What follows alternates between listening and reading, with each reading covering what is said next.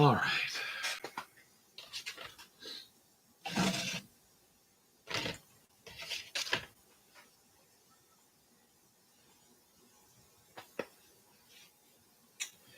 So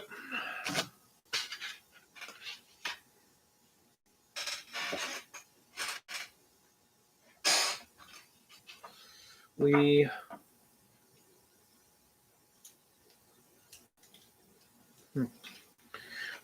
all right, we laid down Agatone's green, and now that it has cured, it's looking pretty good. There's still some nice rich shadows down there, and yeah, overall, I'm really happy with that.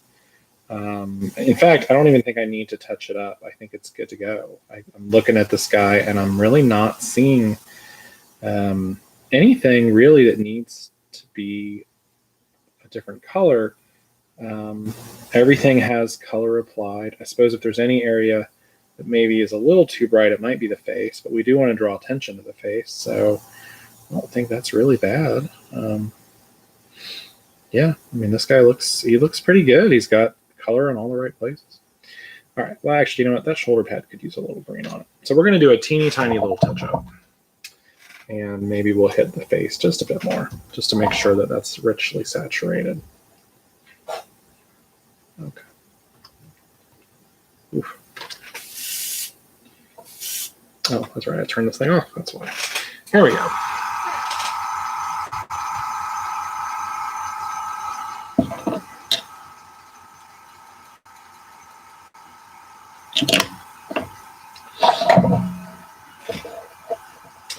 So after that, what we will do is we will seal it with some varnish.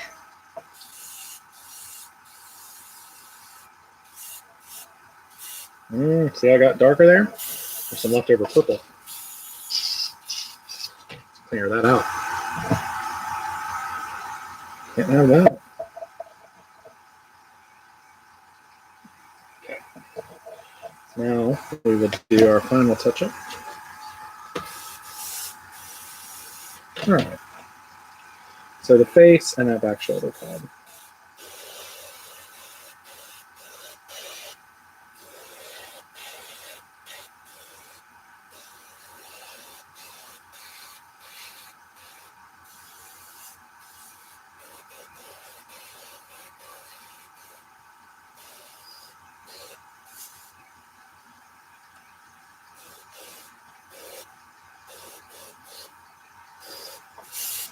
Cool.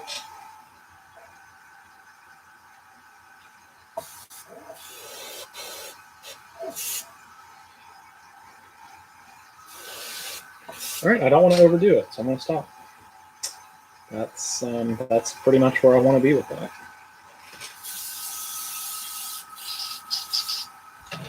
All right, so we're going to let that cure up. I really like that green.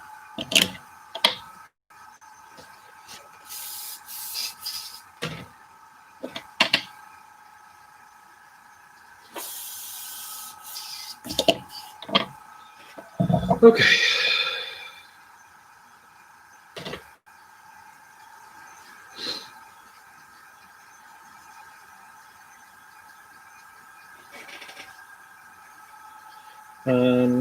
We're also going to lay down, I think, a layer of red on this thing.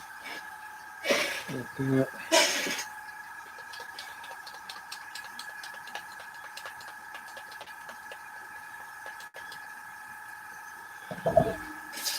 This nice red conveniently here.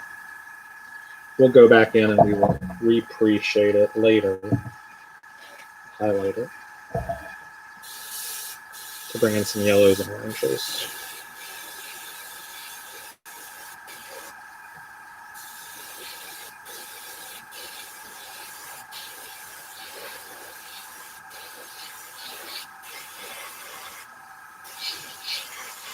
But for now, that gives a good start.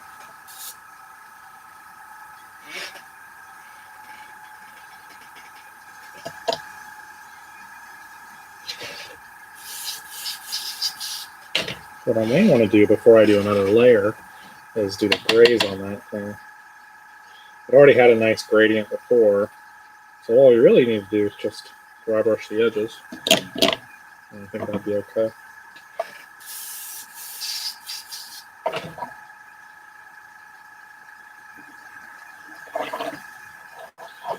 All right.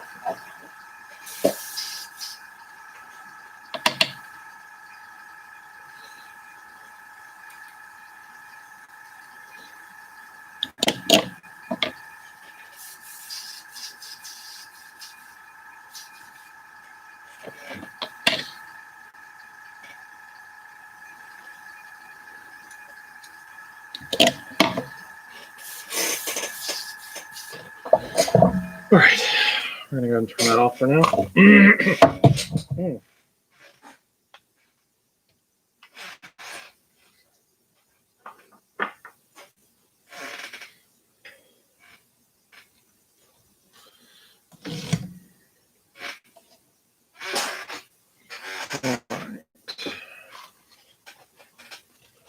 While those guys are curing, I'm gonna go back to these guys.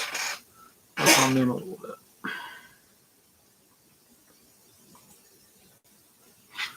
Let's pull up something to watch.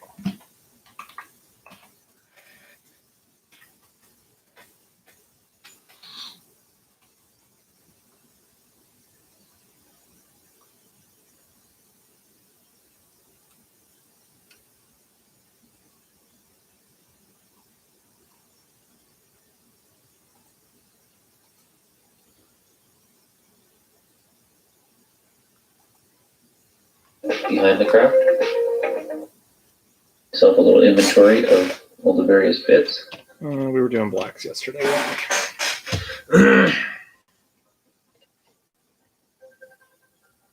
What I decided to make was what would have essentially been some sort of hover forklift or some other hovering industrial vehicle. It's kind of going along with this idea I have for a table, which is a abandoned industrial complex with a lot of trashed vehicles that have been sitting and aging in the elements.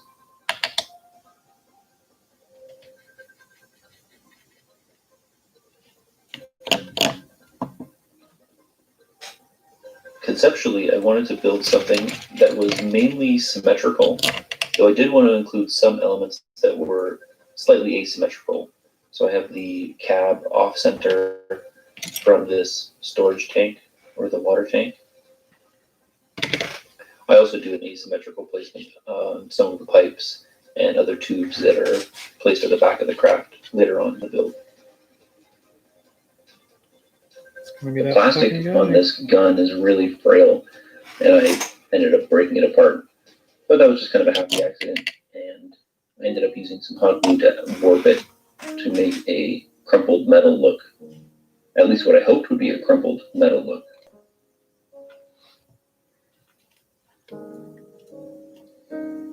Here I'm bending the other side. The surface is really glossy, so I had to sand it a lot to make sure that I could get the glue to actually stick to it.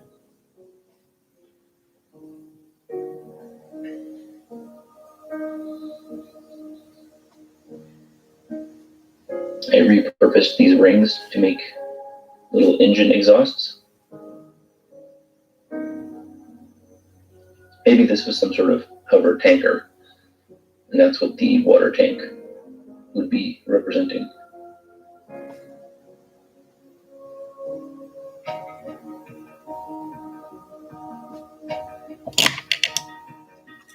Here I made a major mistake.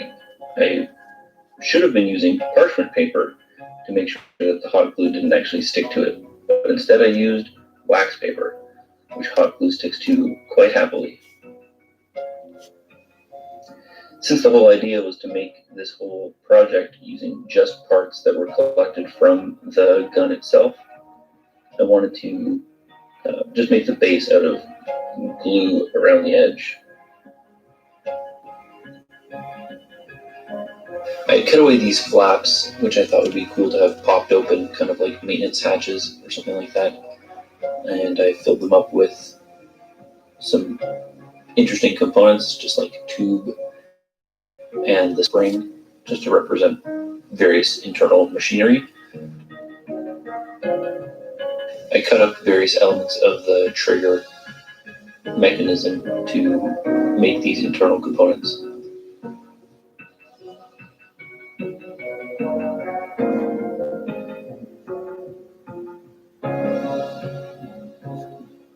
I added all these little elements as fins.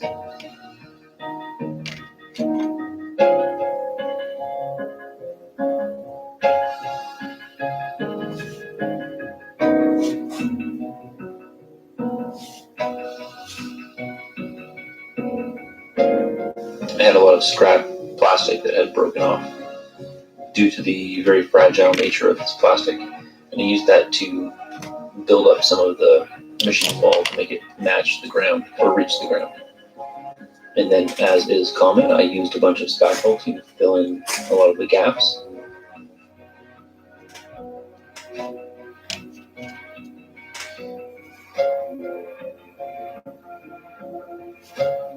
And of course that gets filed smooth.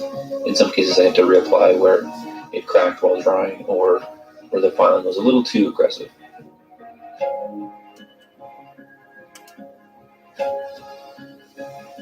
Finally figured out that I have to use parchment paper.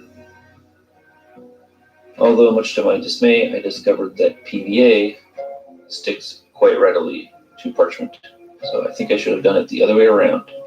Parchment for the hot glue, and then later wax paper to make this PVA base.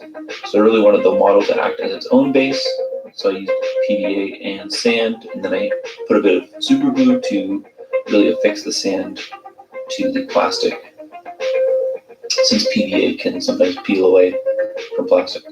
I added in a little bit of extra wreckage behind the craft.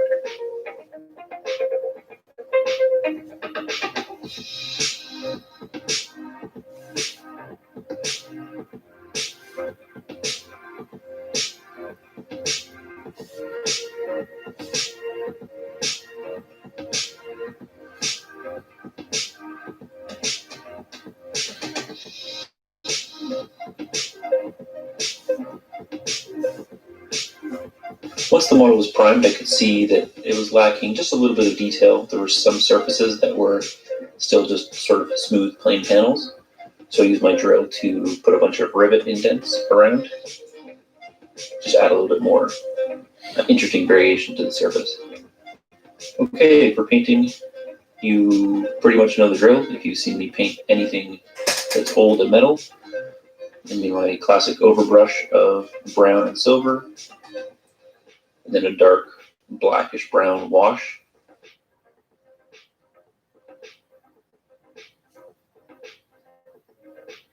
I wanted this to be extra old, so I added some plain dark brown mixed with a bit of black to make a very rusty look on the metal. I always paint rust with a stippling texture just to build up more of the speckledy nature of the rust. It helps for the final look.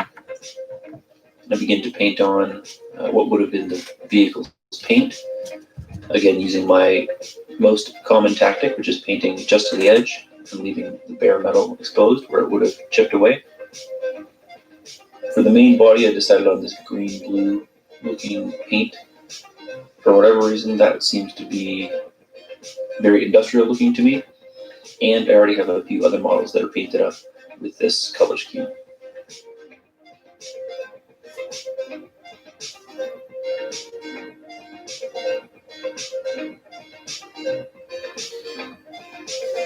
I use a variety of other painting techniques here, and not just painting only to the edge, but also using a little bit of stippling motion.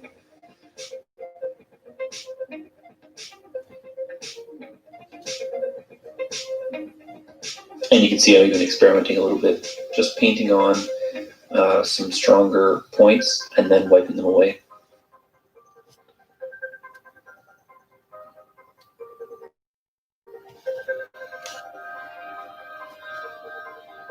Here I'm just using a little bit of my liquid medium to basically rehydrate or deteriorate this cheap craft store paint so I can rub it off with a damp paper towel. This was just another weathering technique that I was experimenting with.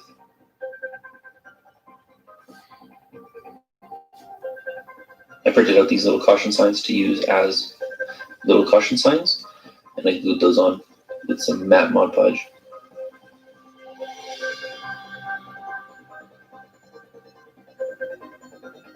Adding a little bit of rust weathering to those signs.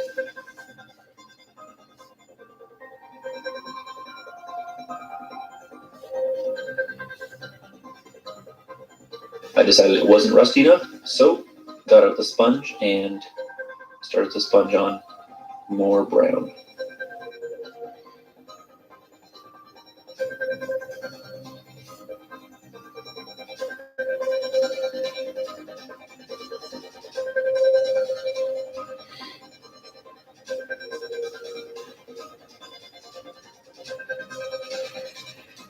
I thought it needed a little bit more detail, and I wanted to paint a number onto the side of it. I experimented with using some salt to get a paint chipping effect.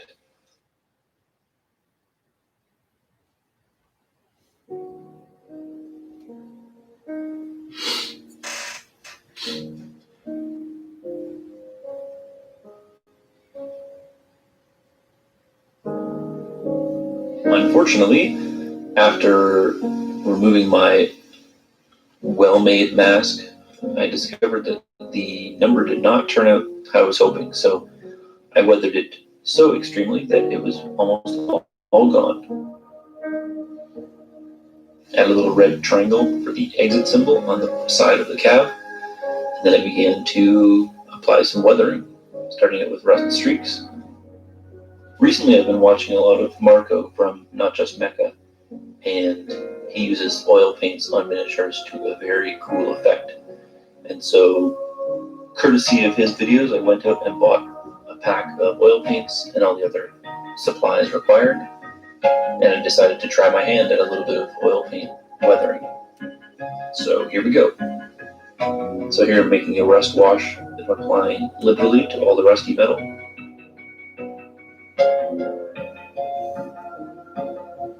So I mixed up this light green with the oil paint, which I would then apply, and then I used a Q-tip and some thinner to streak it down, just to add some variation to the color of the paint. This would also simulate rain and other weathering.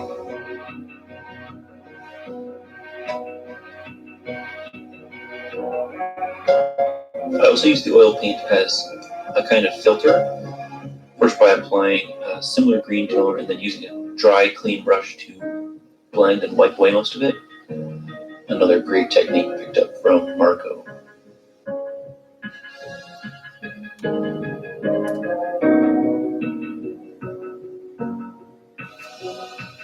Here I'm doing the same thing with a lighter color, just to add a little bit of variation to these panels.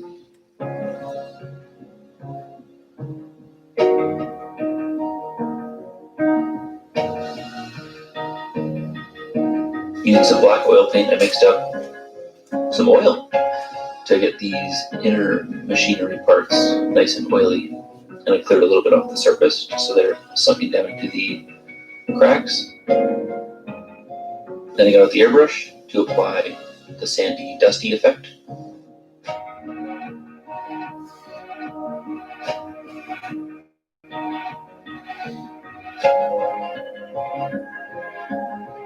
Some parts got a little too sandy, so I cleaned them up a little bit with some thinner.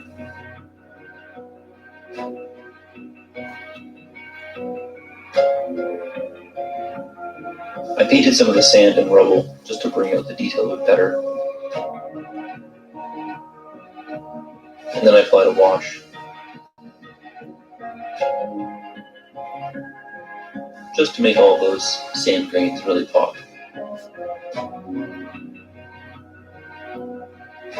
I had this old chalk pastel, so I decided to experiment with a little bit of dusty rust effect. Remember what we started out with? Remember this?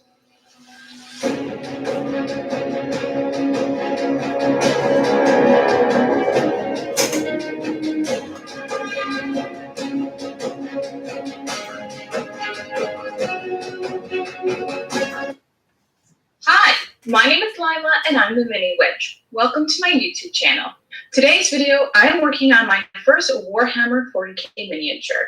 This Necron from Warhammer's latest set, Indomitus, with the goal of getting this done in under an hour.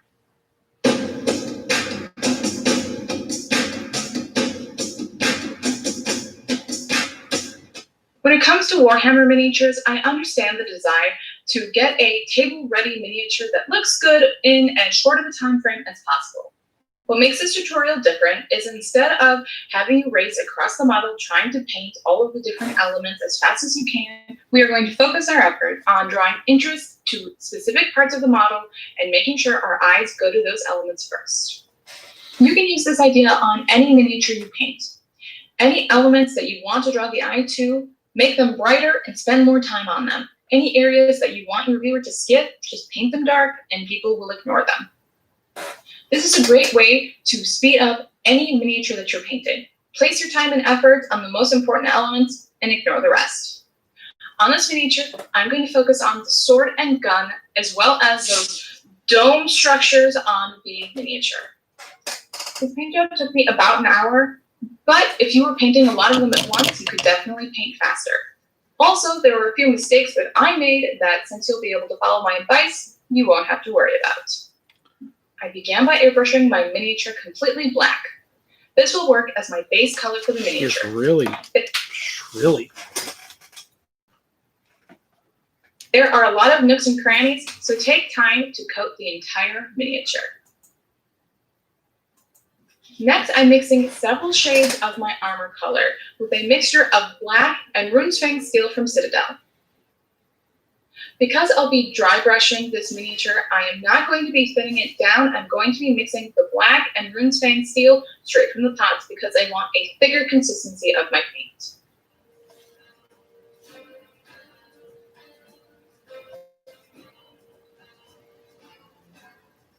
As a side note, I recommend having 2 different cups that you're going to rinse your brushes off. One for metallic paint and one for non-metallic paint. Otherwise, the metallic pigment tends to stick to whatever brush you put in that paint cup and tint whatever other paint you're using with that same metallic sheen.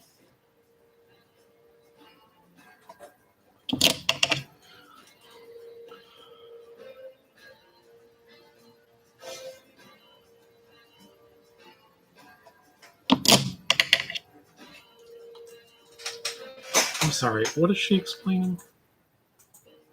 Since you'll be able to follow my advice, you won't have to worry about. I began by airbrushing my miniature completely black. This will work as my base color for the miniature. There are a lot of nooks and crannies, so take time to coat the entire miniature. Next, I'm mixing several shades of my armor color with a mixture of black and Runesfang steel from Citadel. Because I'll be dry brushing this miniature, I am not going to be thinning it down. I'm going to be mixing the black and Runesfang steel straight from the pots because I want a thicker consistency of my paint.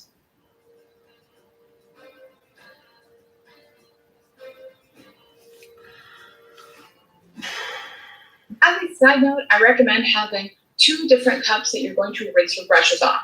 One for metallic paint and one for non-metallic paint. Otherwise, the metallic pigment tends to stick to whatever brush you put in that paint cup and tint whatever other paint you're using with that same metallic sheen.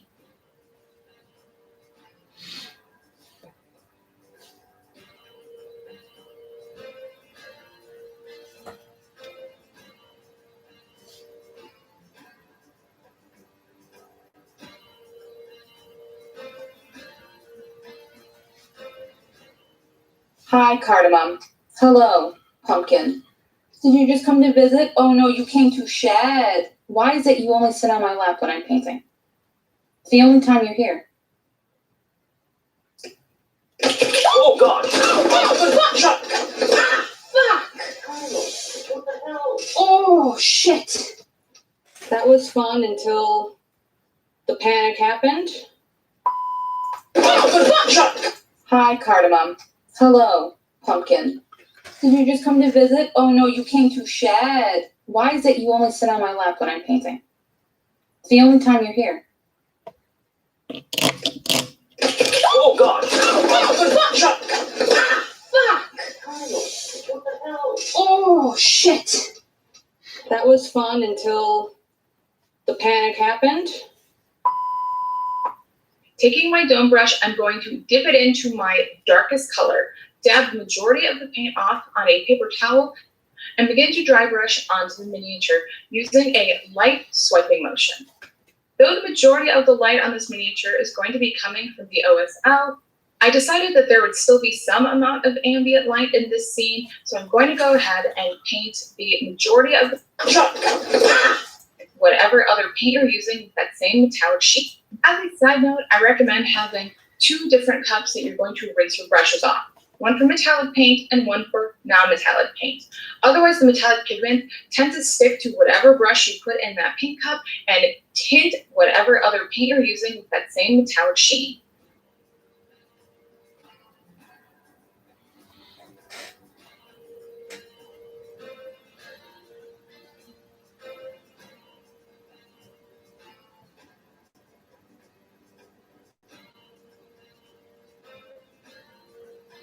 Mm-hmm.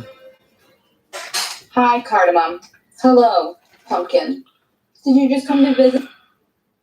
It's the black. This will work.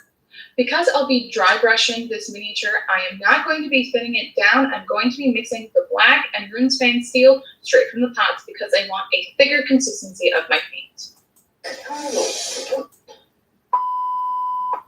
Taking my dome brush, I'm going to dip it into my darkest color, dab the majority of the paint off on a paper towel, and begin to dry brush onto the miniature using a light swiping motion. Though the majority of the light on this miniature is going to be coming from the OSL, I decided that there would still be some amount of ambient light in this scene, so I'm going to go ahead and paint the majority of the miniature with this color. Stepping up one level of paint, I begin to focus my highlights where the OSL will hit from its weapons. I continue on this way, quickly dry brushing up one level in brightness, lighter and lighter passes of my brush, until I was only highlighting the closest areas to the weapons with a pure Runefang steel. After I built all the way up to my pure Runefang, it was time to mix in my Runefang with white and more deliberately begin placing my highlights.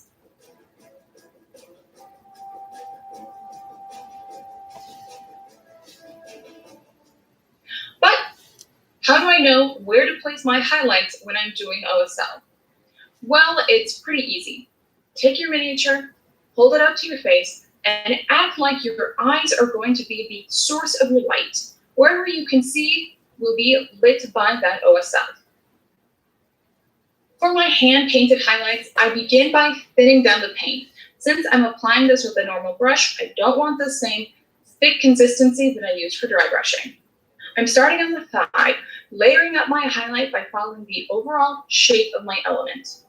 I begin with my darkest white, using a pretty rough application, and I'm going to be layering up to my brighter highlights.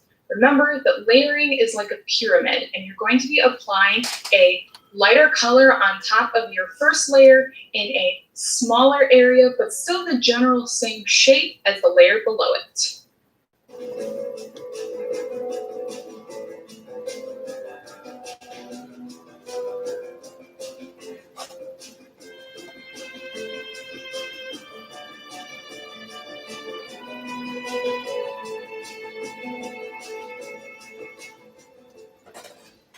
I'm taking a moment and I'm going to be brushing some of the blades on his hand. Since this is a speed paint, I'm only going to be painting the inside and not the outsides of the model because I feel like that's just a quick way to save time. I place my darkest Runefang black mixture on one edge of the blade and then apply pure Runefang steel on the other side of the blade. Then I'm going to quickly wet blend them together so that they reach in the middle and there is a smooth gradation from dark to light. I'm then going to do this same idea, but reverse on the other side of the blade. So one side is going to be black to steel, and then the other side is going to be steel to black.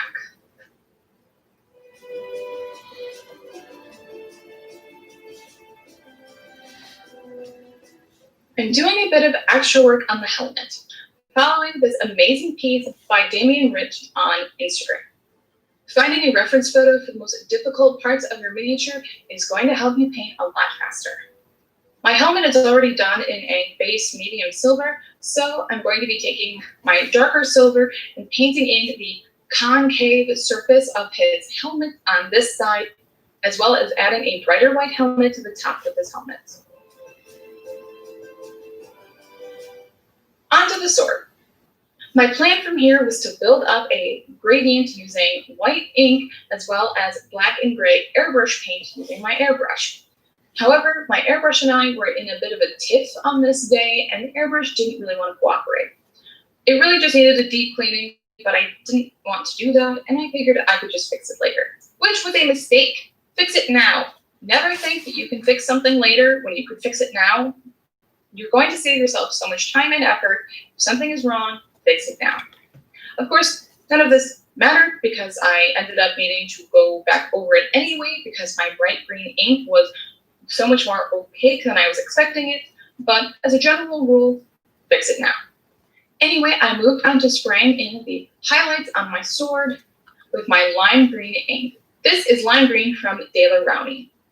This is much more opaque than the usual inks that I get from De La Rowney, so I needed to treat this more like a paint instead of a translucent ink. When applying this to my model, I thinned it down quite a bit with airbrush thinner, and it was still pretty dang opaque.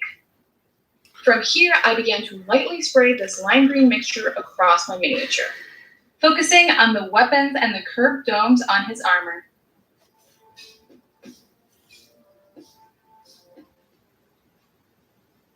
Next, I add forest green and black ink from Scale Colors Intensity Scent to my lime green to create my darker transition color. Remember that light changes color and intensity as it moves away from its source.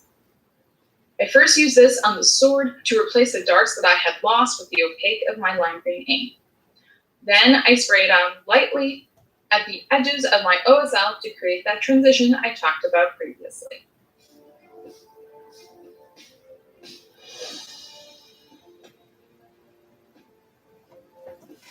By hand, I'm going back in and I'm going to add any other intense bright green highlights that I might have missed with my airbrush.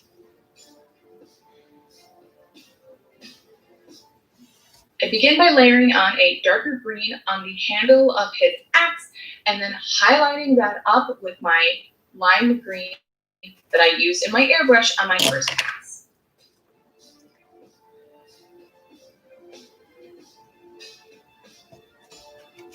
To re-establish the blade as the most interesting part of this miniature, I'm quickly painting the panels of his axe with my white lime green mixture. I'm then going to be doing a little bit of edge highlighting on the axe as well as a few other places around the model.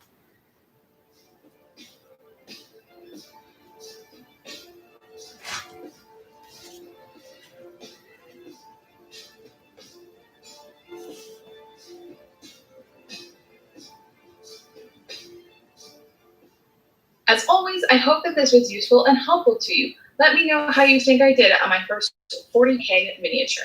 It is my hope that this tutorial will help you create table-ready miniatures. Looks good. She did a good job. I mean, it's obviously not very stylistic, but very cool. Rather quickly, that will be eye-catching and a bit different. If you like what I do here, you know the drill. Subscribe, follow on Instagram. Great. No, Mom. You'll never be alone. You were fucking stuck with me forever. Like Carly Simon once said, these are the good old days.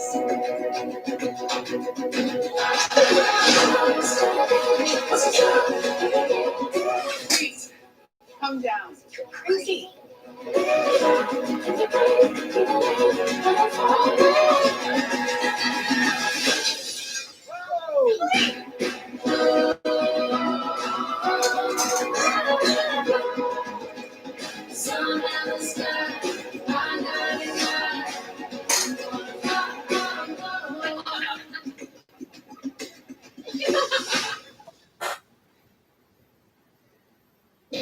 That was the thing about best friends. Like sisters and mothers, they could piss you off and make you cry and break your heart. And when the chips were down, they were there. They can impact. Even in your darkest hours.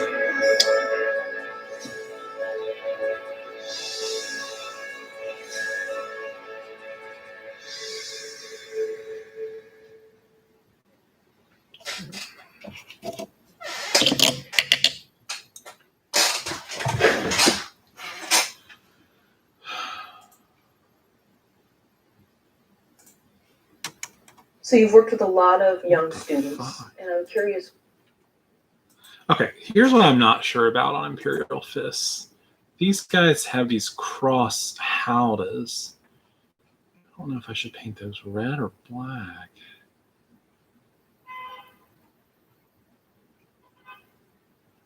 They're kind of like these weird bandoliers.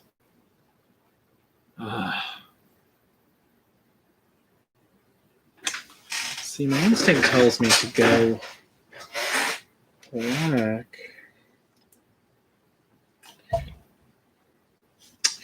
You know what I could do? I could do a red centerpiece and do black up here.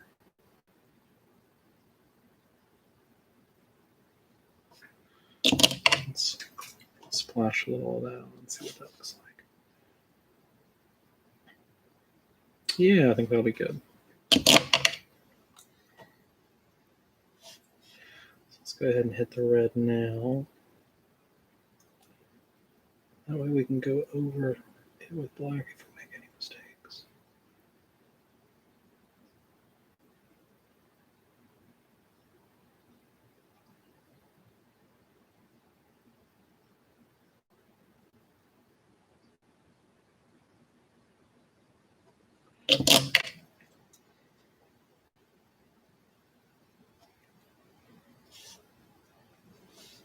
Like that one.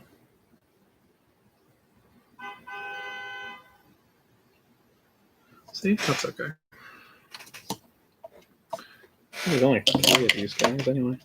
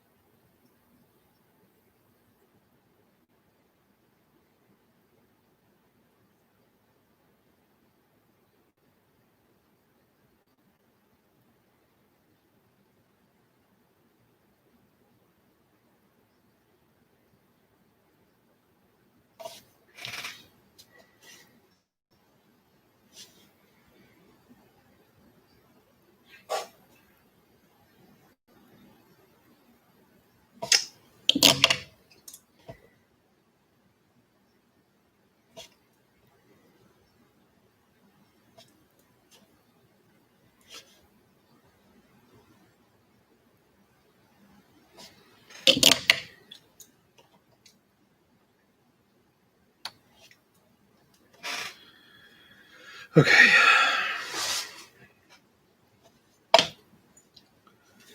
I'm going to use what's left of this black real quick to throw a little color on this cloak.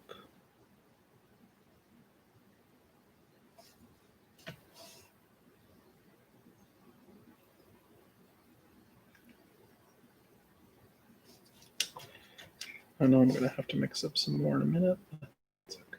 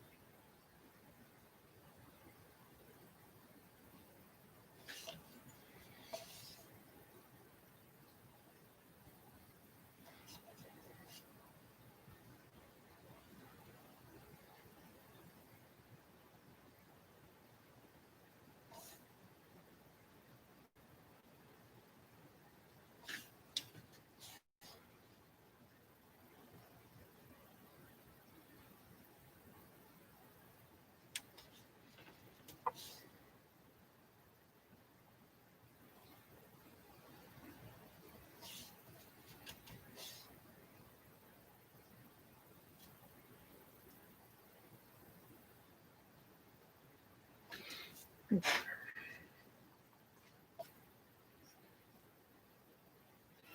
going to let that be for now. Come back to it in a few.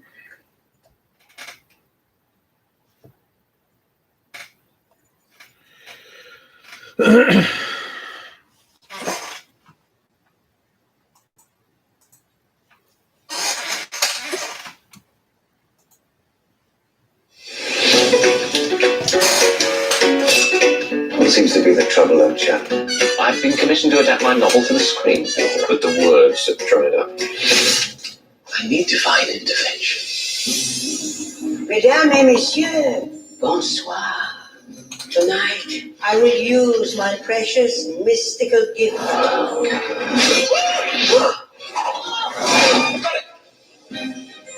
I'd like you to conduct a seance at my home. This Thursday, the moon is full and we must harness its power. Perfect. But whenever Cardi's a fraud, you said so yourself. It'll be superb inspiration for my new screenplay. Is anybody there?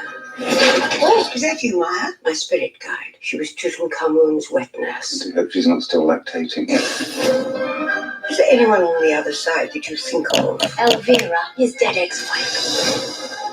I'd like to go into a trance.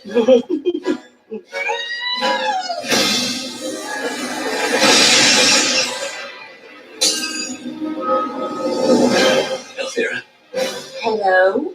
you're dead. The ghost of my first wife is here with us in the room. Surely you can see her. She's standing right next to you. Are you drunk? Who's she? My wife. I'm your wife. Not anymore. Can he by any chance touch her? I sincerely hope not. It's not a coincidence that you haven't published a word since my demise. There's the first act of my screenplay. Elvira, help me. She's dangerous, Charles. You're the one I know. I haven't the foggiest idea how to send her back. You're in trouble now.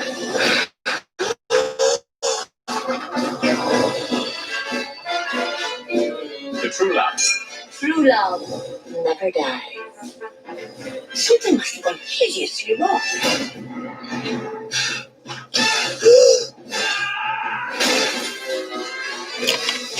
It's not for the first time. Oh, something's amiss. I can feel it in my base chakra. Probably trapped wind.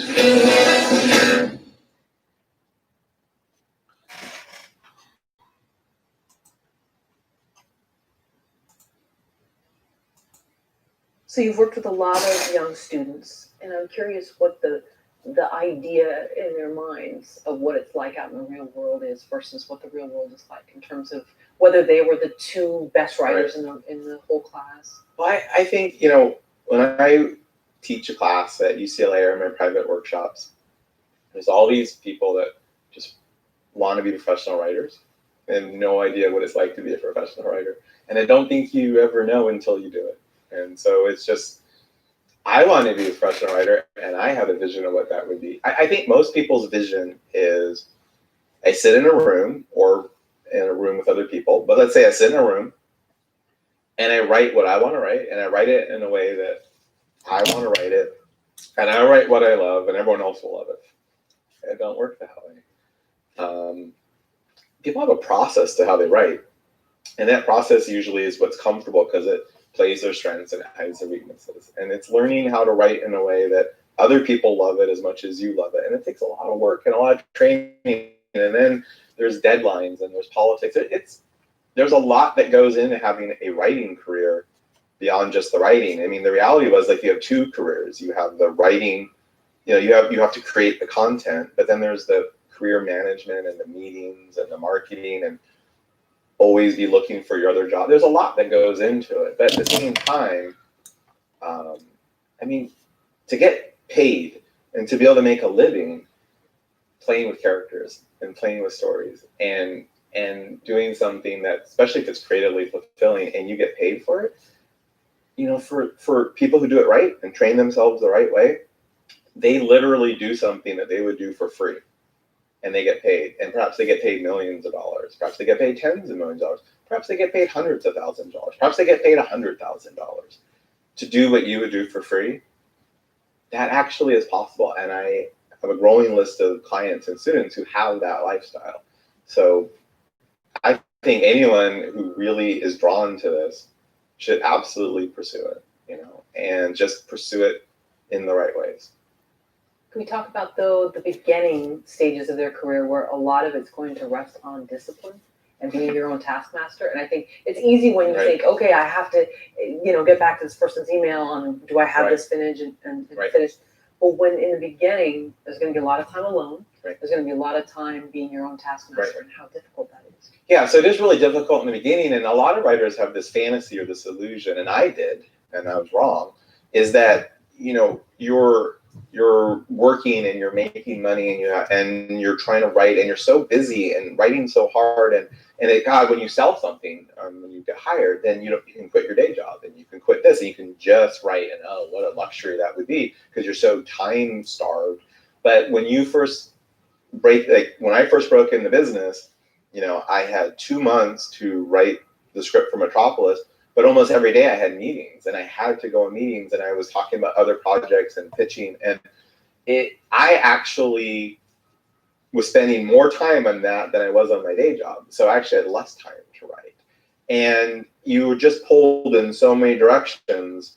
And so discipline really matters. So one of the things that I teach writers from the very beginning, writers who are starting out, and then and a lot of them won't do this, but the ones that do, not only do they become better writers, this will save their rear ends when they have a career, is I teach them the idea of a writer's schedule. So what that means is if you have a job that pays the bills, and Thursday at 3 o'clock, you have to do a marketing proposal to your boss. I know where you're going to be Thursday at 3 o'clock.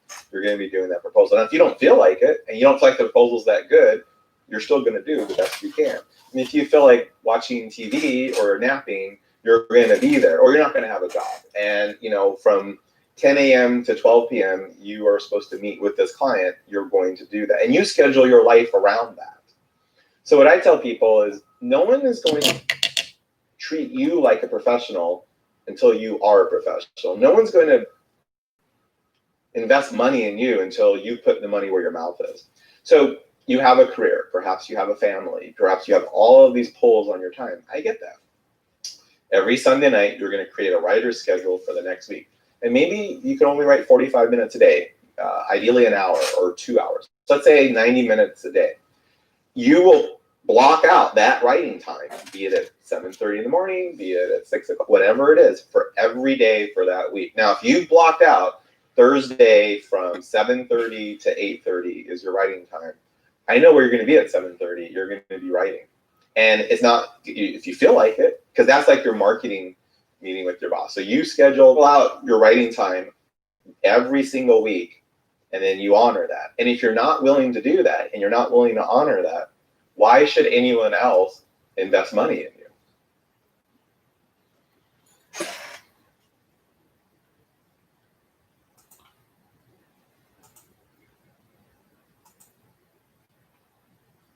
I kind of got to work mask. I thought about different themes, like maybe like a beholder's lair, a mind flayer thing, maybe just like a typical dungeon, like a cave. There's all sorts of really iconic, cool things you could do to represent D&D in this form. But when I saw that the theme for Loot this month was basically all around the Underdark, and I saw some of the models, it clicked. I'm going to do an Underdark-themed book nook for Dungeons & Dragons. I have 2 models on the 3D printer, a Drider and a hero to set the scene. I'm going to cut up some, I think 3/16 hardboard to make a box that is the exact same dimensions as the D&D book, so it can fit nicely with that collection. And I'm going to hopefully come up with a cool finished piece.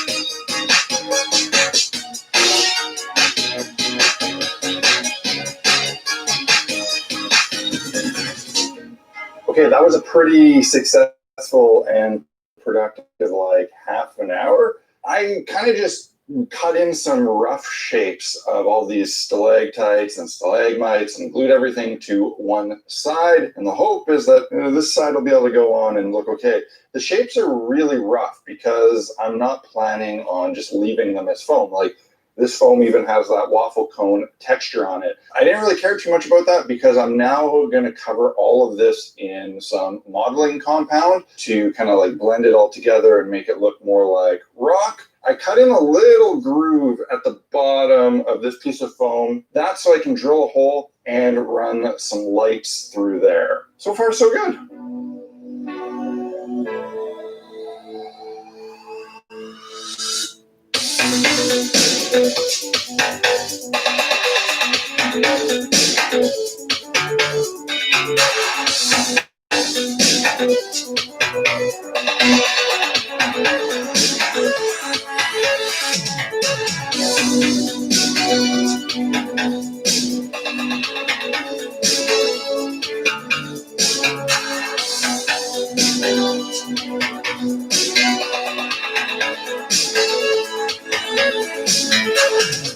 All right, I'm 3 hours into this, and it is coming along nicely. I got a fair bit accomplished. I just got to let this Sculptamold, well, it's not Sculptamold, it's Geek Gaming modeling compound. I got to let it dry. On this side, I can blend it nicely to the side panel, but this side, obviously, the panel's not on. So getting this edge perfect, that's a little bit difficult. I have a feeling once I assemble it, I'm going to need to do some touch-ups. We'll probably let this dry for like another 20 minutes or so, then paint the thing out.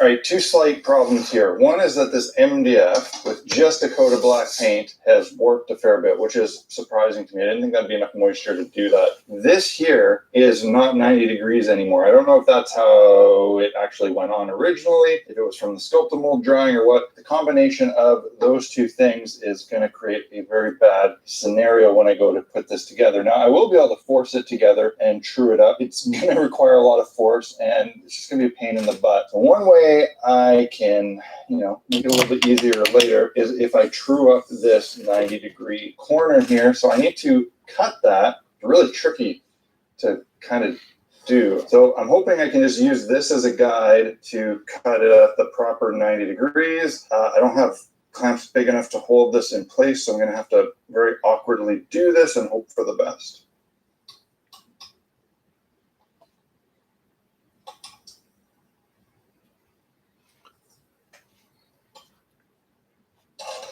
Now, that has alleviated some of the problem. The rest I'll have to force when I assemble it. Also, this is kind of out that way. I gotta let this dry a lot more before I can go on to painting it, so I'm gonna paint the minis while I wait. This seems like the most appropriate time to tell you about the sponsor of this video, Loot Studios. They're a monthly membership service that gives you access to a ton of themed miniatures that you can print at home on your 3D printer. The theme this month is Expedition to the Underworld, and it's full of cool Underdark style minis that are great for Dungeons and Dragons. But if you're not a gamer and just like painting display models, well, they also make all the files available in 75mm scale. The models come pre-supported, making it super easy. Now, real talk for a second. There's a lot of companies providing monthly models for at-home printing, but Loot is one of my favorites. And that's because they make some of the most detailed and dynamic minis you're going to find, and their service is all accessed through their own website. As a member, you just log in and you can grab whatever files you need or want. The system is super user-friendly and easy to access. Now, if you haven't jumped on the at-home resin printing thing yet, now's as good a time as ever. Resin printers have become very affordable and easy to use, and with pre-supported files from companies like Loot, there is really very little barrier to entry anymore. A small investment in a printer, supplies, and a service like Loot will very quickly pay for itself if you're printing and using a lot of models. The future is now, folks, and companies like Loot are doing their part to make this technology both fun and approachable. I'll put a link in the video description for more info on Loot and this month's bundle, so you can check them out for yourselves. Thanks so much, Loot, for helping me bring these videos to the community and my audience. Your models are truly inspiring and a pleasure to work with.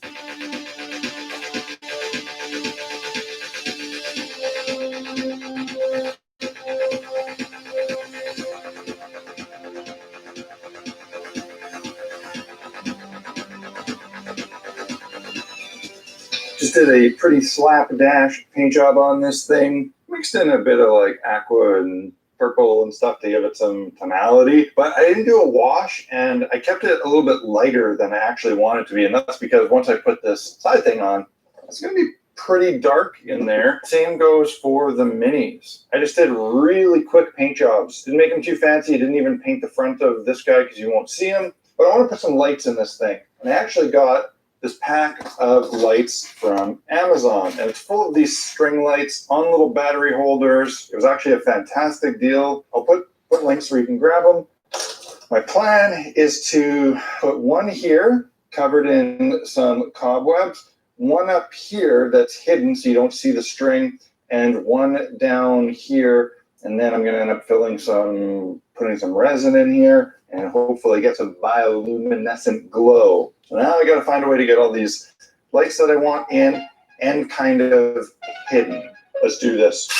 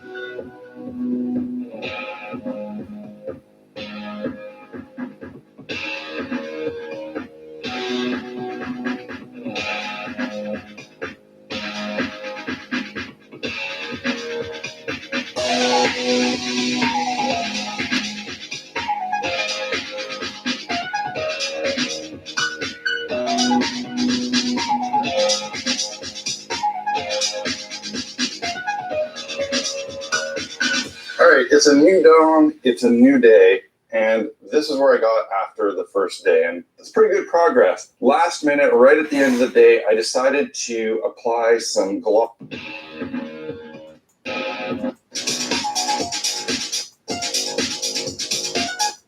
And then I'm going to end up putting some resin in here and hopefully get some bioluminescent glow. So now I got to find a way to get all these lights that I want in and kind of hidden. Let's do this.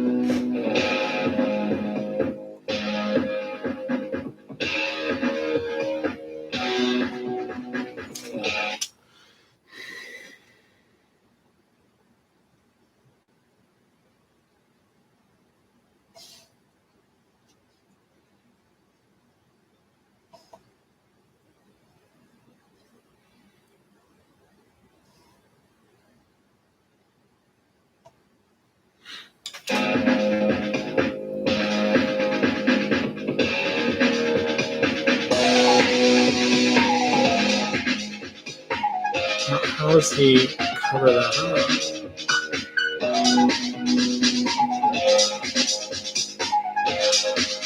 Or is he just using hot glue to cover it up? All right, it's a new dawn, it's a new day, and this is where I got after the first day, and it's pretty good progress. Last minute, right at the end of the day, I decided to apply some gloss gel to cover these lights and mix in some kind of bright inks. This was sort of to diffuse the light, even though there's going to be stuff covering them. I was still kind of also worried that you'd be able to see this stuff, and this kind of just hides the wiry mess a little bit better without totally obscuring the light, so I'm pretty happy with it. For this area here, I want this to be like the Drider's cave lair entrance, so I'm going to use some Halloween spider webs. Now, rather than buying one of those big bags of spider webs and having to store it after only using a little bit, I saw at the dollar store they had these tiny little individual baggies of spider webs, which is like the perfect packaging for hobby needs because you can just pull it a little bit at a time and it stores away really nice. To attach the spider webs, this is going to be tricky. If I use like a PVA glue or something, it's not going to hold it instantly enough, and I want to really stretch these. If I use super glue, I'm just going to end up gluing my fingers to spider webs and getting it stuck on here and probably pulling off paint in the process. So I think what I'm going to do is use some of this Super 77 spray adhesive. This stuff stinks, it's nasty to work with, but what's great about it is that you spray it on, it becomes really tacky. I'll be able to just hopefully press the spider web into it, and then it dries not tacky afterwards very quickly, so the whole inside of this thing won't be a sticky mess.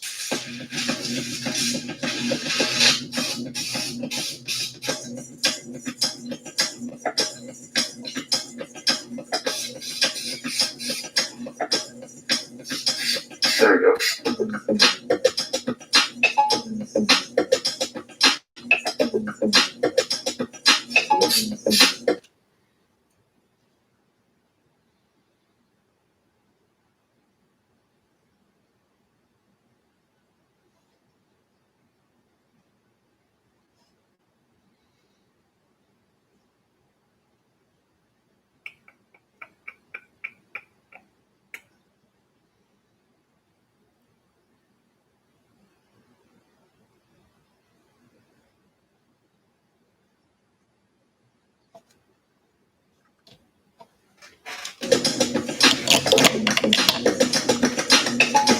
I think that looks quite good, actually.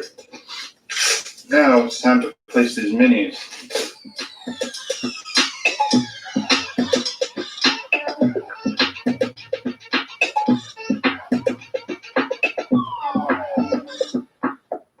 Clamps at the ready. It's time to glue this thing up. I'm going to use some Carpenter's wood glue to get a good strong bond around the perimeter, but I'm also going to use some hot glue just to get a quick bond on the foam because I need to kind of force some of these into place. I'm a little bit concerned. This is painted, which means I'll be gluing to paint. It's not making me feel great, but it is what it is.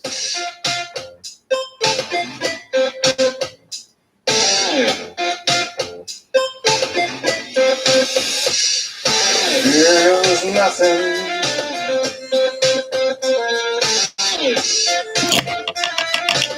Oh.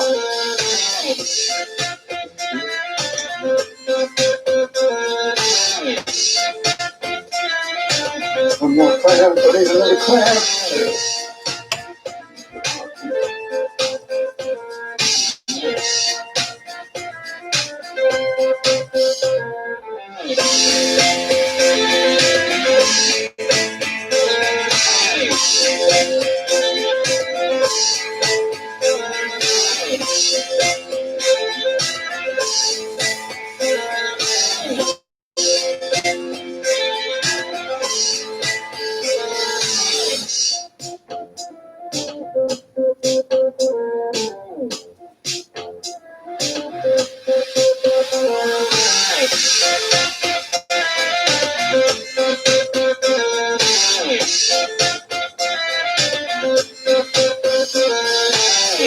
that worked out pretty decently. I did screw up when I was cutting it up here and I cut into the sculpture a bit. That's okay, I just carved out more of it and actually made that part of the shape. Since I knew I'd have to fill in some of this with some of that modeling paste anyway, I just did the same thing here. I just got to touch up some of the paint on it, and then I can get to masking off and pouring this resin. I went out and I bought some Easy Cast. This is a notoriously easy resin to work with because you can mix stuff into it without having any kind of adverse reactions. It actually specifically says that you can mix in acrylic paint, oil paint, pigments, whatever. The only bad part about this kind of resin is that it takes a long time to cure. I'm gonna have to wait like 24 hours minimum for this to be done. And that is the trade-off with resin that is dependable. That's the downside.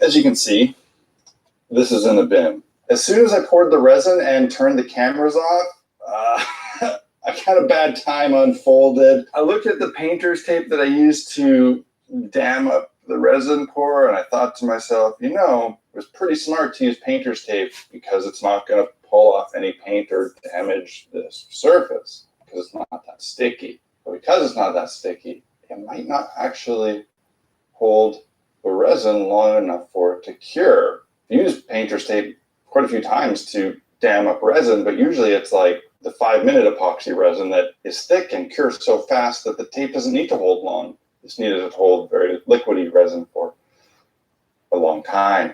And sure enough, it started to leak. I kind of got to work masking it off better and did manage to stem the bleeding, so to speak. But it was pissing resin out the back. If you may remember, I drilled a hole in the back for the wiring. I did fill that hole with hot glue, but I guess there was a little spot where it didn't seal.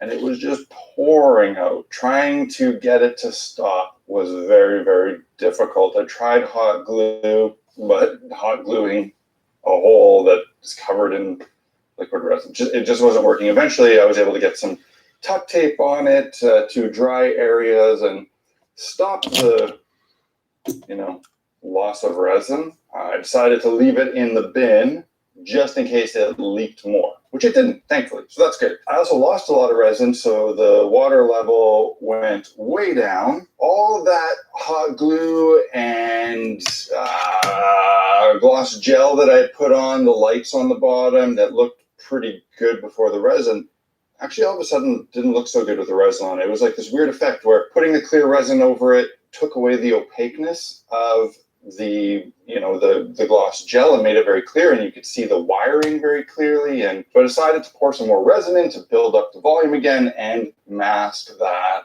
kind of ugly look. And when I did that, I decided to mix in more colorant to obscure your field of vision, which I believe, it definitely very clearly obscured it, and you can't see anything anymore. It looks solid, but it did minimize how much light is going through. So that's a little bit unfortunate, but I think it'll still be okay. Let's get this masking tape off. Now, the tuck tape worked really good for holding the resin in, and it didn't damage anything. So in the future, I'll just use that. I'm quite nervous how this is going to look. Okay, not too bad. It's really rough, so I think I'm going to sand it and put a clear coat on it. Definitely no longer as translucent as I would have liked. Yeah, it's too bad you can't see any of the light coming through there, but it is what it is.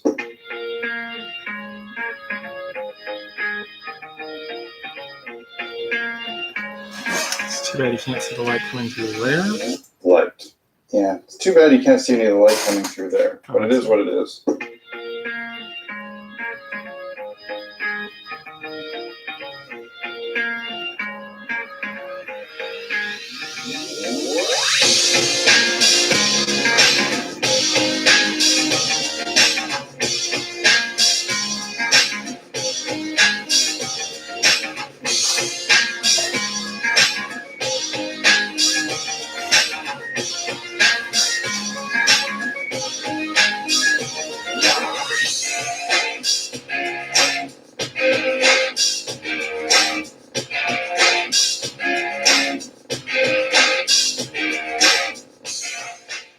pretty cool.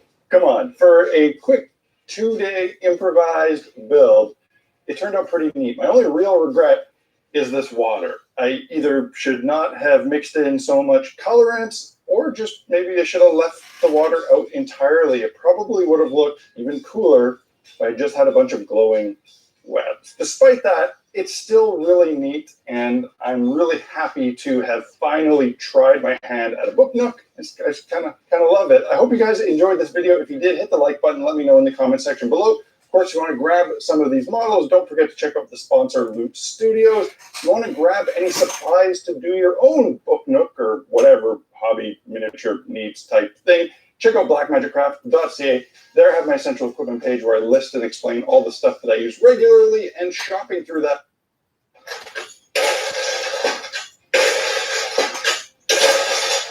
Welcome to Goobertown Hobbies. My name is Brent. Today we're going to figure matte surfaces certainly is different than painting on dry. I double-checked on the test keys that had been dry for 5 days, and the paint didn't rub off like this. But on the somewhat fresh paint job, those colors came right off. This seems like an inconvenience when you're painting up a model, and it's enough of a justification for me to keep priming all of my minis. The 36 goblins who appeared in today's videos were plopped into LA's Totally Awesome and ultrasonicated. I was able to get the paint and primer off and get these goblins ready for their next adventure. The only lasting damage on any of these models was one helmet spike that I broke when I dropped my painting handle during priming. All of the other brave little troopers are in tip-top condition. To me, the overall message from today is that we shouldn't treat our friends differently if they choose not to prime their minis. I'm still going to prime my models, but it seems like this step is less important than we're led to believe. So there we go. I hope this was useful. Like, subscribe, and come back again soon. Meh.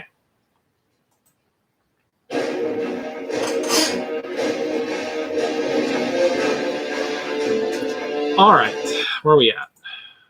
1 hour and 13 minutes. We just finished up the black on those guys. Next thing to do is the metals.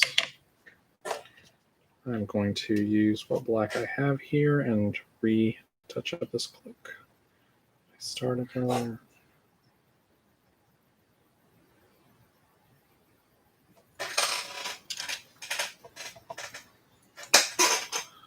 Oh no.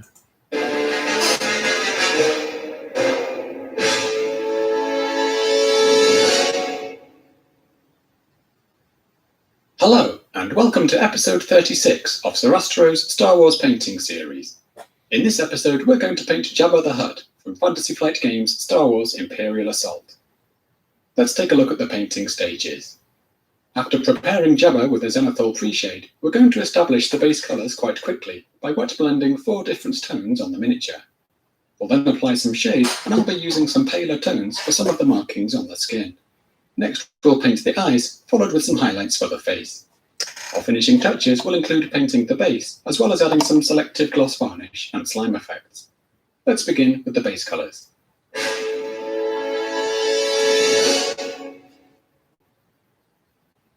To paint the main areas of colour for Jabba, I'm going to wet blend the following tones on the model. For the green areas, I'll be using Caliban Green, which I'll be blending into some Lauren Forest for the lighter sections. For the face and stomach, I'll be using Ungor Flesh. And for the darker underside, I'm mixing equal quantities of Gorthor Brown and Rhinox Hide. I'm thinning the colours with a couple of drops of water and around 3 drops of Vallejo's Glaze Medium, which helps to achieve smooth coverage and also extends the drying time. Here I'm mixing my Gorthor Brown and Rhinox Hide, and now I'm adding the Glaze Medium.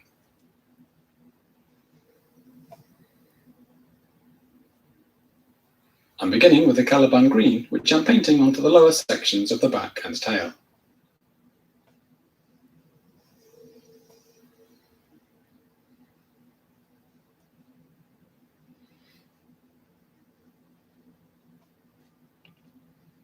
I'm then applying some Lauren Forest to the more upturned parts of the tail.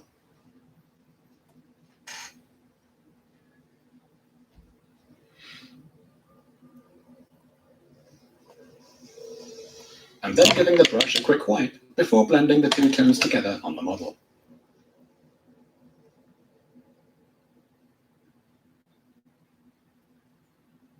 During the process, I may well add additional paint as I go.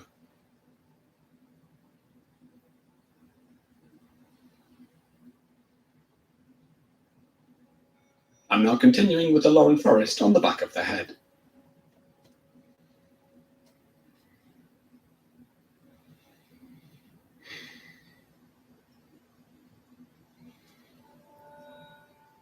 Whilst applying these colours, it's a good idea to refer to images of Jabba from the movies to try and match the colours and transitions whilst we work.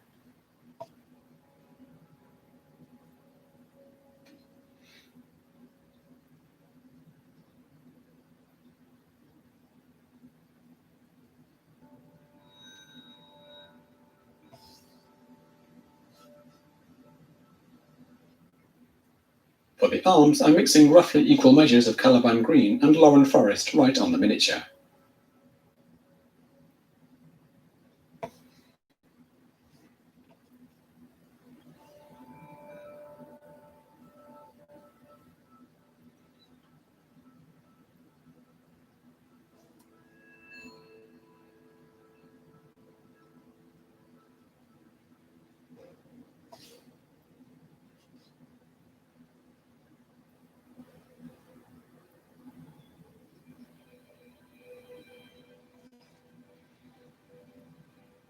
Once we're happy enough with the green areas, we can begin applying the Ungor flesh.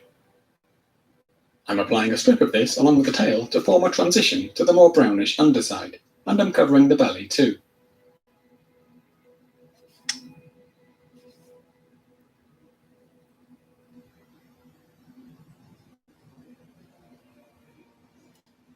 And now I'm blending the tones.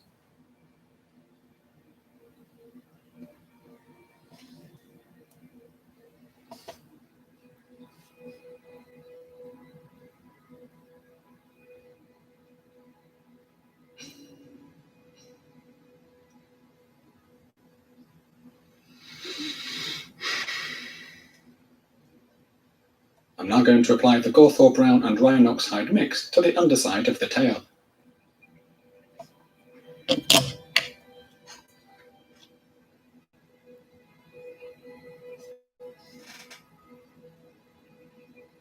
And once again adding additional touches of paint whilst I manipulate the blend on the miniature.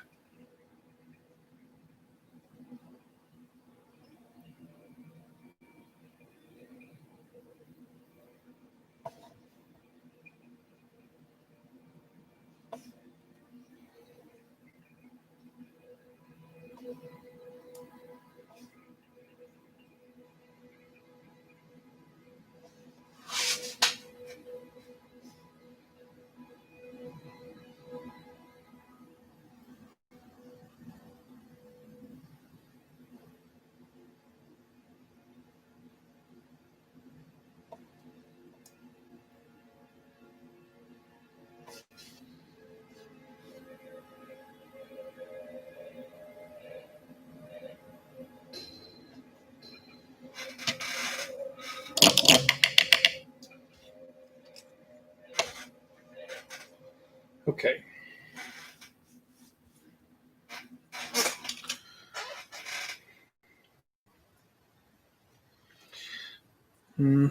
So I could also block in his backpack, his flesh, hammer.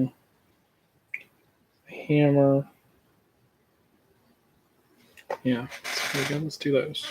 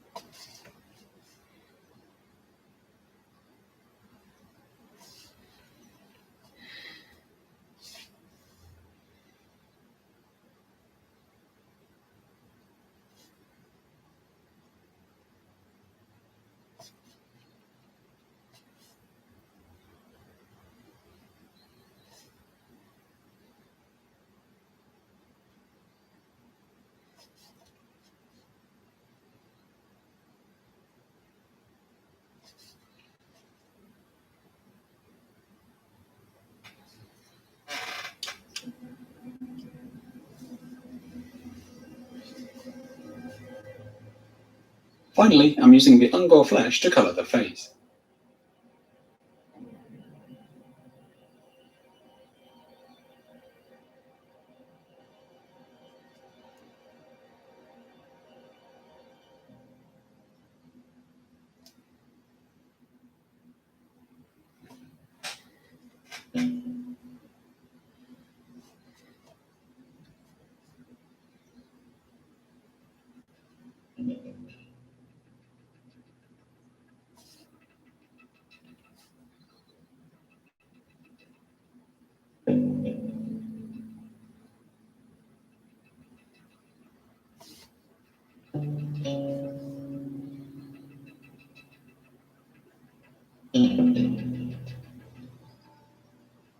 I'm then spending a few minutes tidying up.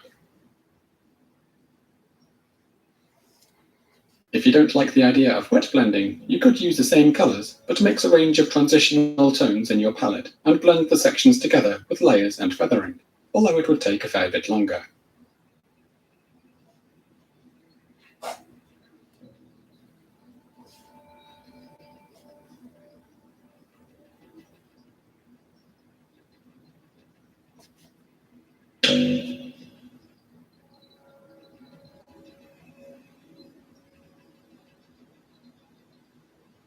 To finish the base colours off, I'm now going to paint the inside of the mouth with the Gawthor Brown and Rhinox Hide mix.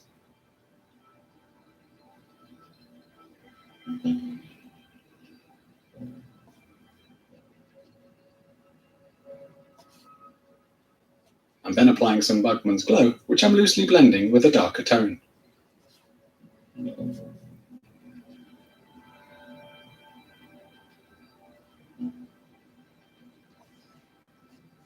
I'm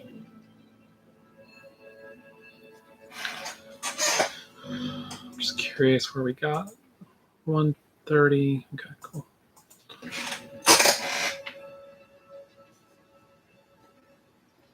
Man, I'm this ready to do backpack some is shading. black.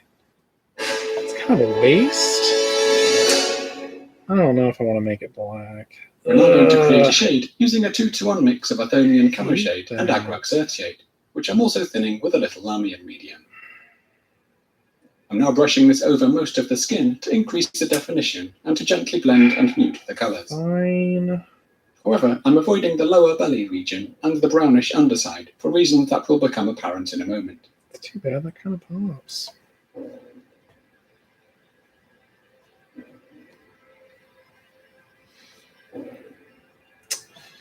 All right, fine. Fuck.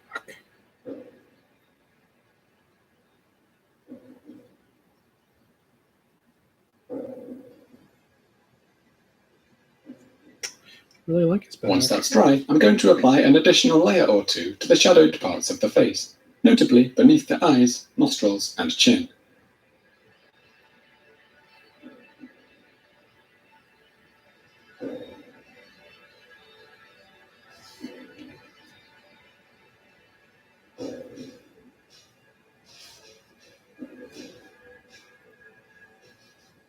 One of the interesting features of Jabba's skin is that many of the grooves and markings, especially on the lower belly and the arms, are actually paler than the main skin tone. To articulate this, I'm going to thin down some Ungor flesh with water and brush it into the channels and veins on the stomach.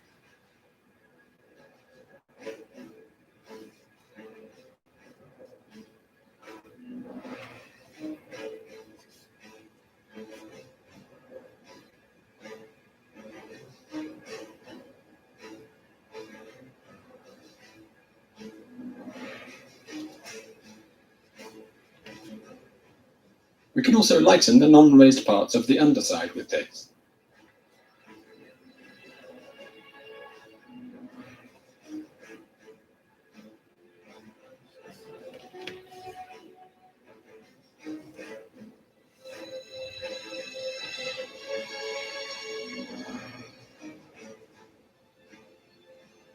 The striations on the arms should also be lighter in colour. Although I'm striving for a fair degree of movie accuracy by doing this, you may consider this a step worth skipping if you'd like to get Jabba painted quickly.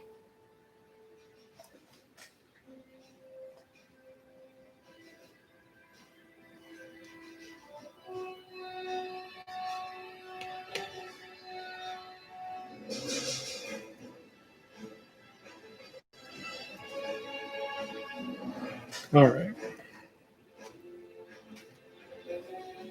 Last but not least. Finally, I'm going to shade the clan tattoo on. Last but not least, I'm going to do a layer on his flesh before I move on.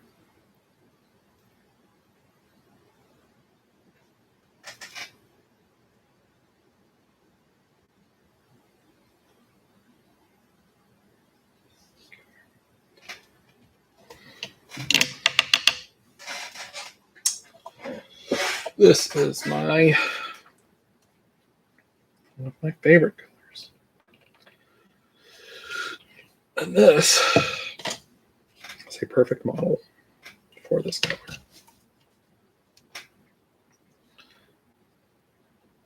I'd like to do a whole army this color.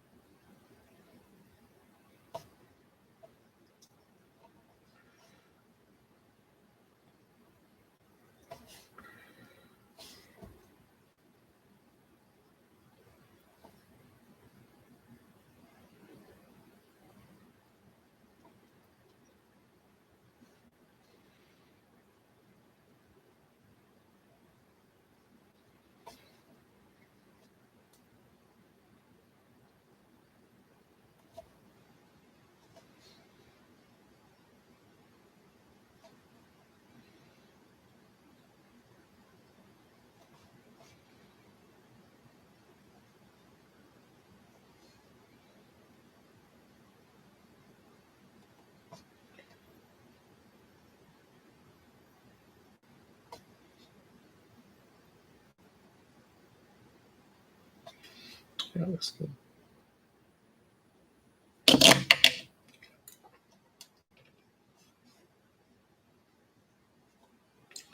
Got a lot of work on him done today. Looks good. All right. Well, I've got that gray on my palette. I guess what I could do is use it to dry brush the edges of this thing. That'll work in some of the same colors.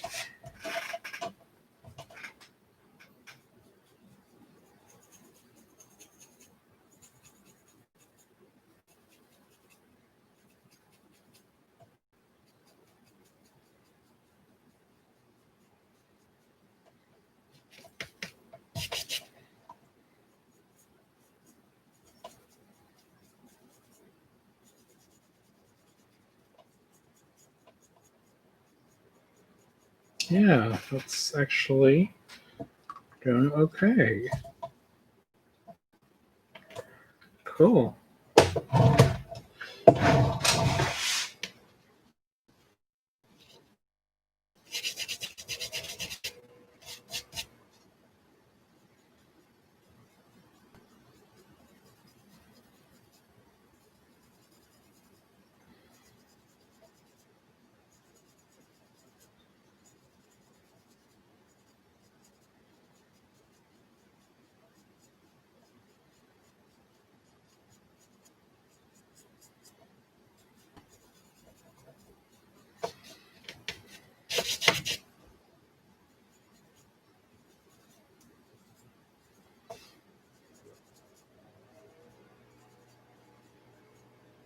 Nice.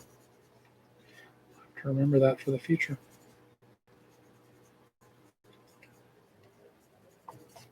Cool. Looks good.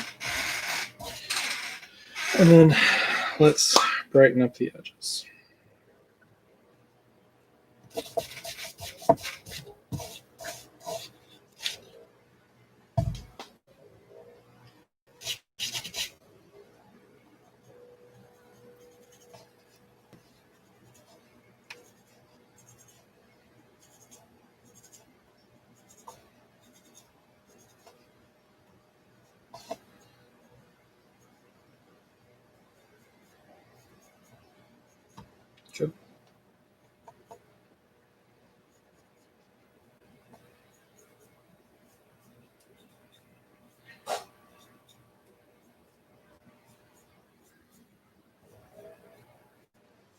Cool. And that's, in my opinion, all you really need on that.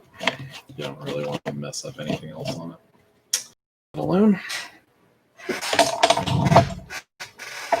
Step away from it. Okay.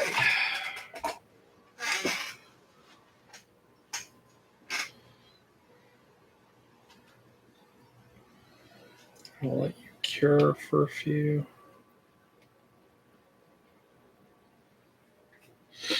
You're going to be metal anyway, so there's no reason to do anything with that. Set you aside.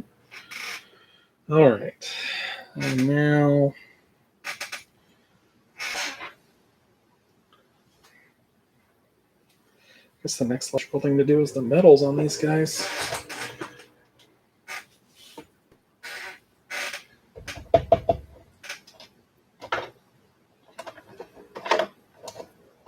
Cool.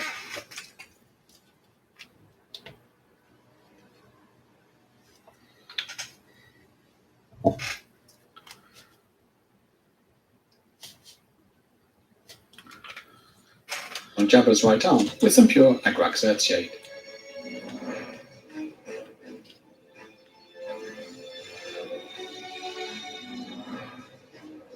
With the body complete, let's now provide some additional detail for the face.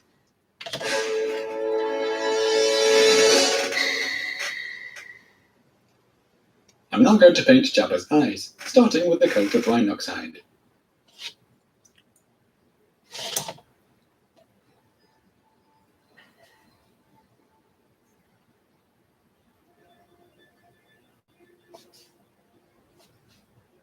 I'm then painting some scrag brown onto most of the eye surface, except for the very edges.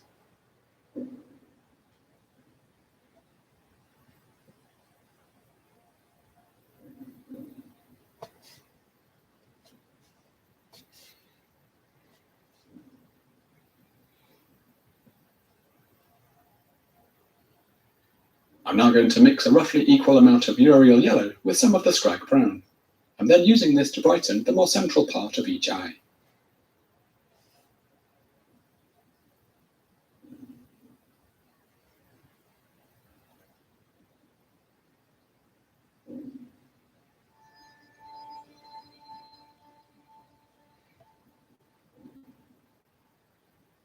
And I'm now using pure Uriel yellow for the most central spot, right next to each pupil. So I don't actually know if... Let's take a quick look. Where are you at? Here you go.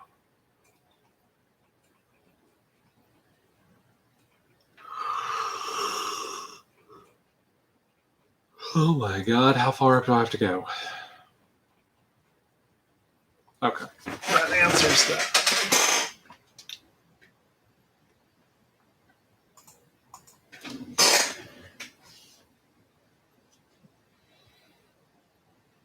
You could leave the eyes like this if you like. However, Jabba's eyes are a little more intricate. To more closely match the eyes as they appear in the movies, I'm now going to use some Rhinox hide to paint a thin bracket around each pupil.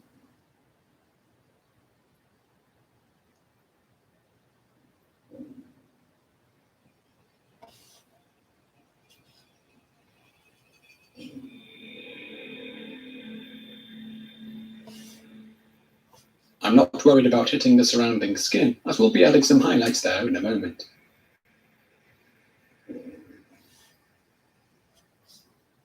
I'm now reapplying a few small touches of Uriel yellow to help define the sections.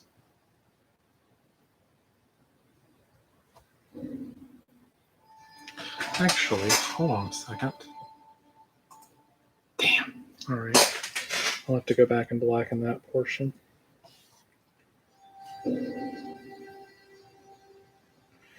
I haven't painted attack lines. Finally, I'm going to create some reflections by providing a small dab of pure white to each eye.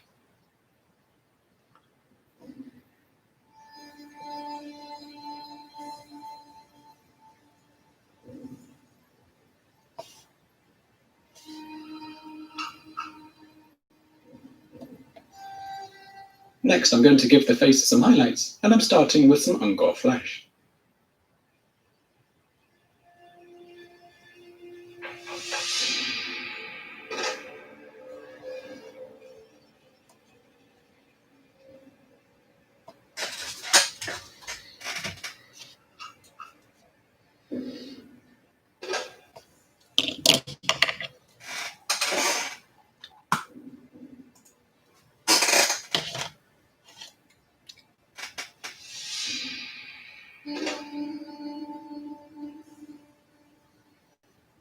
I'm then going to lighten this with the addition of some white in a couple of stages.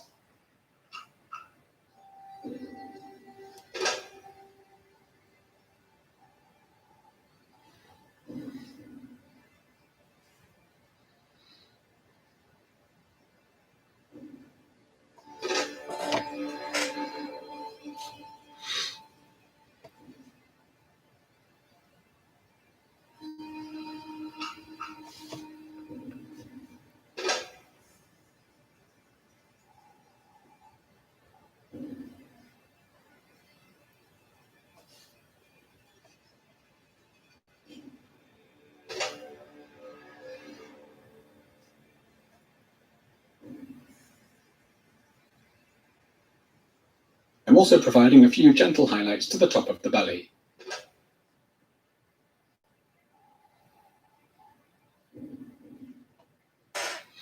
I'm finishing the highlights off with a few off-white specular highlights to suggest an almost wet, glistening look.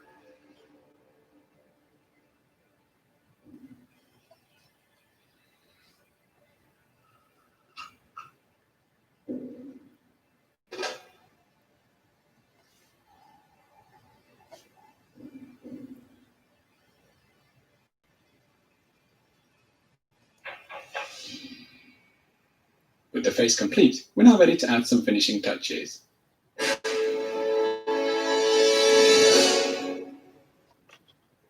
Before painting the base, I've decided to provide a little texture using Citadel's Armageddon Dust.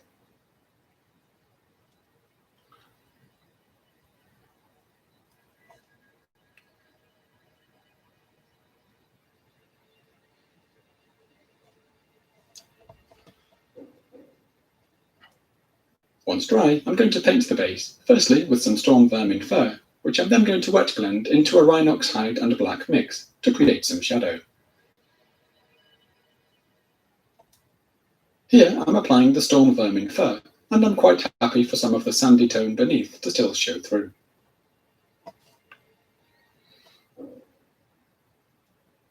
And now I'm applying my darkened rhinox hide to create a shadowed region in the center.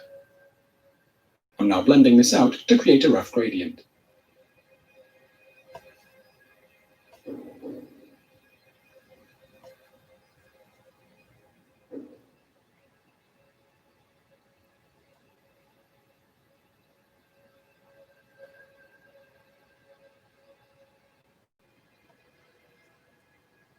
Once dry, we can paint the edge before gluing Jabba in place.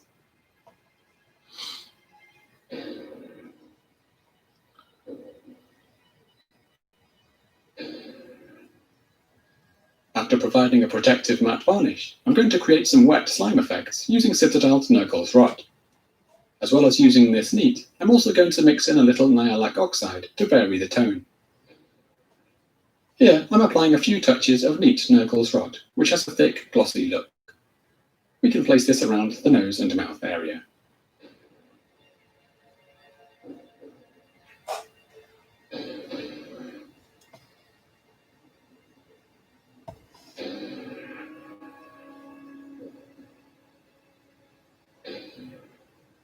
I'm now going to mix in a little Nihilakh oxide to vary the hue, and I'm now applying a few more touches of slime.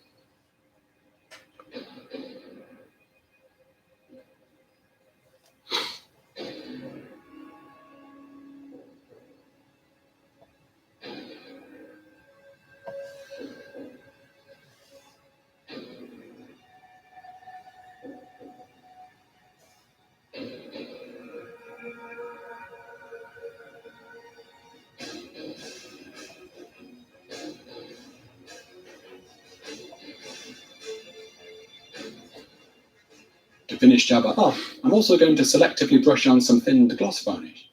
I'm applying this to the eyes as well as the nose and mouth.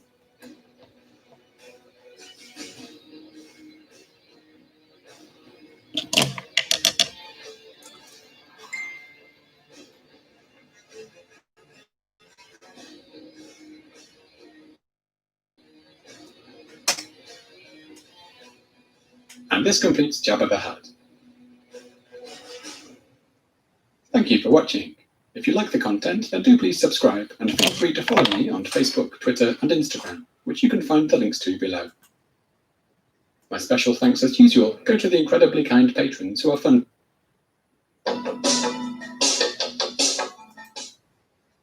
So let's talk about oil paints. I have a lot of projects coming up that I'm going to be using to practice oil paints because they have a lot of good benefits, but they are difficult to work with.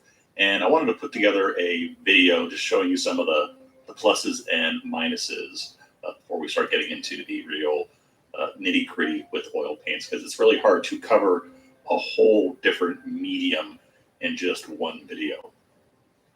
What we have here is a 3D printed Picard bust by Eastman.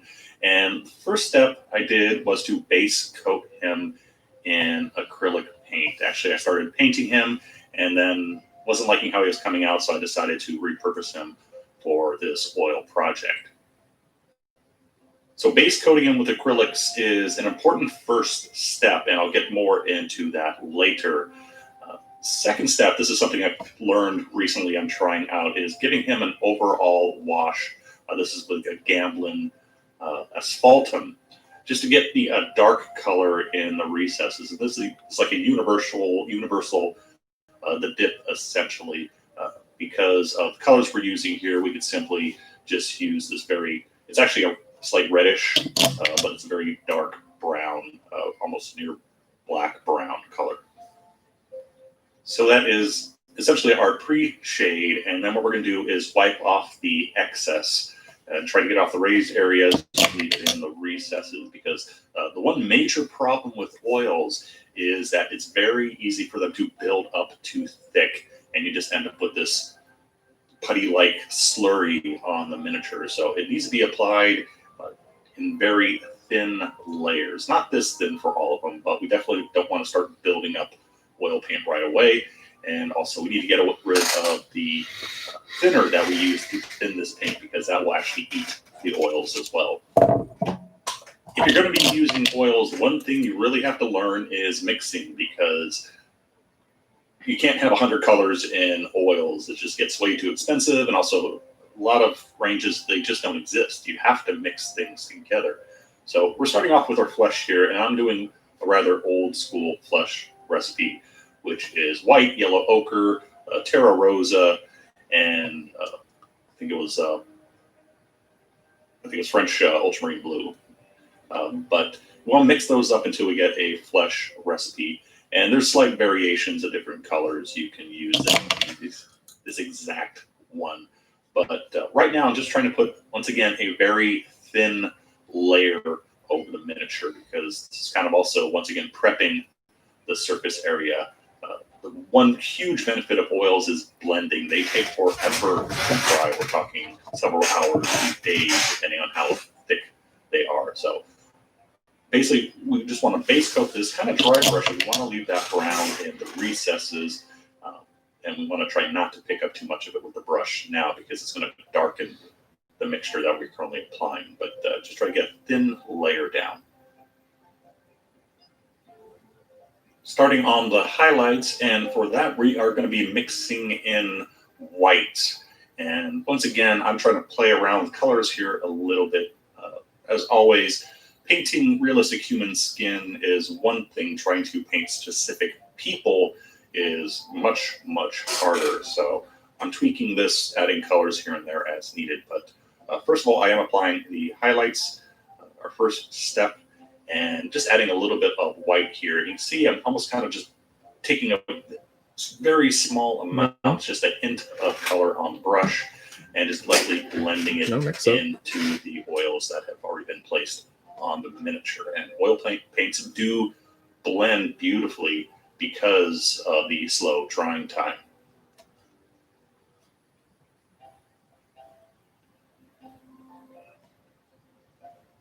My skin tone started to look a little bit too chalky, so I decided to mix in a little bit of yellow to it, hoping that would help.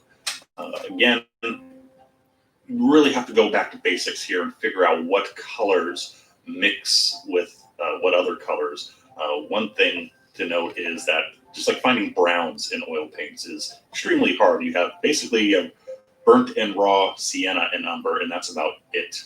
And I'm used to having available a ton of brown colors, but definitely you want to work on your blending and go back to your old school color wheel, figure out what mixes with what to create what.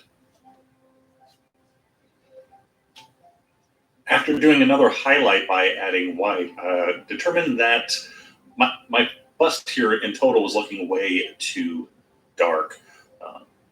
Another issue with oils is that it's very easy to blend away your highlights if you blend them too much, which is what I was starting to do. So basically I took the highlight color that I was just using and I dry brushed once again all over the bust because I needed to lighten the skin tone.